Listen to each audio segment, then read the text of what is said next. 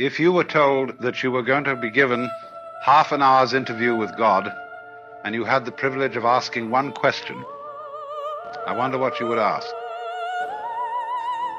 You might be given some preparation too, because when you think, what is your ultimate question, you'll probably do many things before you arrive at it. And I know many people would discover that they had no question to ask. The situation would be altogether too overwhelming. But many people to whom I've put this problem say that the question that they would ask is, who am I? And that is something we know very little about, because whatever it is that we call I is too close for inspection. It's like trying to bite your own teeth, or to touch the tip of your finger with the tip of the same finger. And although other people can tell you who you are and do, they only see you from the outside, as you see them from the outside. And you don't see from the inside. And so the nature of what it is that we call I is extremely puzzling, because there is some confusion as to how much of us is I. We talk in ordinary ways about my body, my feet, and when we go to the dentist to have our teeth fixed, we regard him rather as a mechanic. Like you take your car to the garage, so you take your body to the surgeon or the dentist or whatever it is to be fixed, have the parts changed or something of that kind. They're really getting to work on that now. And so the question is, when somebody has a heart transplant, that sounds very radical, because we say, in my heart of hearts. But nowadays, most of us seem to feel that whatever it is that I is located in the head. Somewhere behind the eyes and between the ears is the center. And the rest of us is an appendage, a vehicle, which carries the self around. Now, popular speech also reflects the sensation that I am very different from what we call the other. Other people, other things, anything that we can become aware of is sort of other. There is an opposition, apparently, between the knower and the known. And so we talk about facing reality. We talk about coming into this world as if somehow we didn't belong. As if instead of being leaves growing out of a tree, we were a lot of birds that had alighted on bare branches. And it has become common sense for most people living in the 20th century today to adopt the 19th century philosophy of science, which interprets the physical universe outside human bodies as being a mechanical contraption, which is essentially stupid, unfeeling, automatic, composed of mainly geological elements, rocks, gases, and so forth. And therefore we feel rather alone and left out of this thing, in contrast with the ideas of Ptolemaic astronomy. Instead of being at the center of the universe, we are on the outer limits of a minor galaxy, revolving around an unimportant star on a small, minute ball of rock.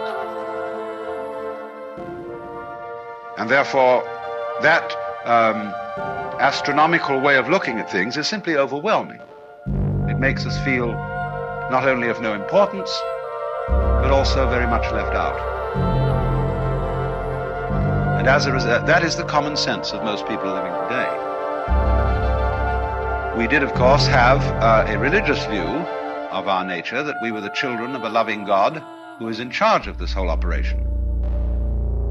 But very few people actually believe that anymore. A great many people think they ought to believe in it and would like to believe in it, but they don't. Most ministers that I know don't believe it, but they feel guilty about this because they feel they ought to. But it became implausible. There never was a serious argument against it. It simply became unthinkable in comparison with the dimensions of the universe as we now see it. So having lost a way of looking at the world, an image of the world which gave us some sense of meaning, we now have an image of the world which gives us none at all. And so we feel rather inclined to put up a fight against the whole show. Interestingly enough, when in the 19th century we switched our common sense from supernaturalism to naturalism, one would think that a naturalist would be a person who loved nature, just as a materialist ought to be a person who loves material, but certainly isn't. With what is called the philosophy of scientific naturalism, naturalism is used in a negative way. It has nothing to do with being natural. It has something to do with being not supernatural, merely natural. And all sorts of phrases were coined in that epoch, which I would call put-down phrases. Freud spoke of the basic psychic energy as libido, which means blind lust. People like Ernst Haeckel spoke of the universe as being a manifestation of blind energy. Think of that put-down word, blind. And therefore we also speak of unconscious mental mechanisms. And the very word unconscious, as being the deeper aspect of our psyche, is a negative word and a put-down word. So as to say, what you are functioning as a rational ego with values and with a capacity to love is simply the epiphenomenon of a purely mechanical process. Too bad. So as a result of this so-called naturalism, we began to put up the most whopping fight against nature that was ever engaged in. And that fight is an expression of our fury and of our feeling of being left out. So that the technological experiment, which became possible as a result of the mechanical sciences, has largely been conducted in a spirit of rage. And the results are evident all around us. Here in Palm Springs, you are gradually getting all the smog from Los Angeles. This great cloud of poisonous gas put up by a city which is exemplary in this whole civilized world for fouling its own nest. Perhaps only Calcutta could be a bit worse. Some such terrible slum.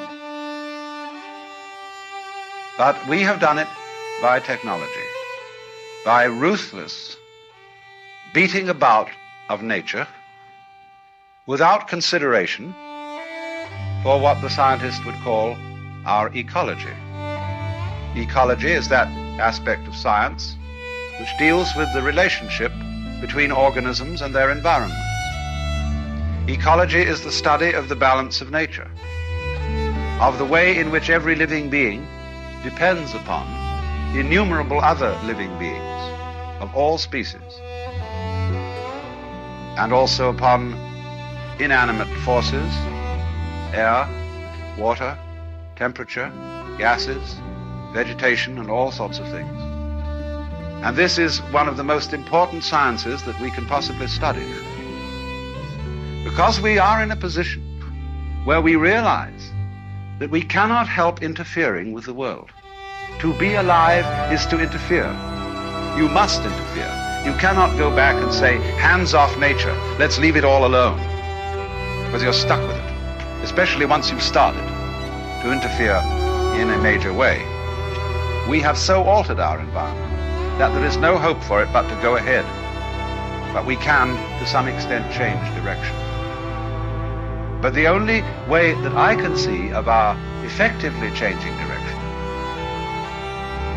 is through a transformation of the feeling that we have of our own existence and of what we mean by I. What we think of as I is much more a symbol than it is a reality. The living organism, the whole mind-body, is much more than anything we mean by I. I largely stands for your personality, your role in life.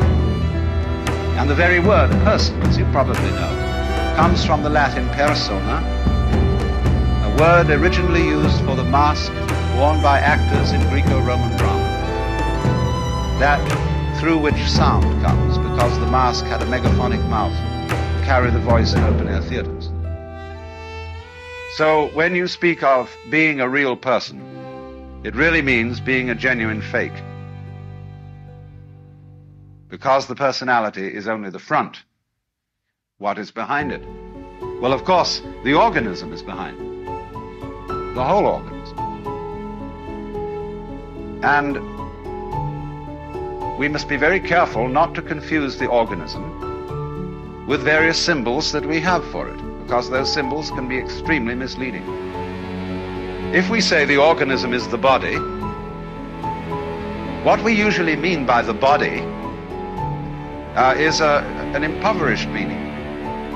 When we speak of my body, that is to say my vehicle, my physical automobile, that is an unenriched meaning of the word body.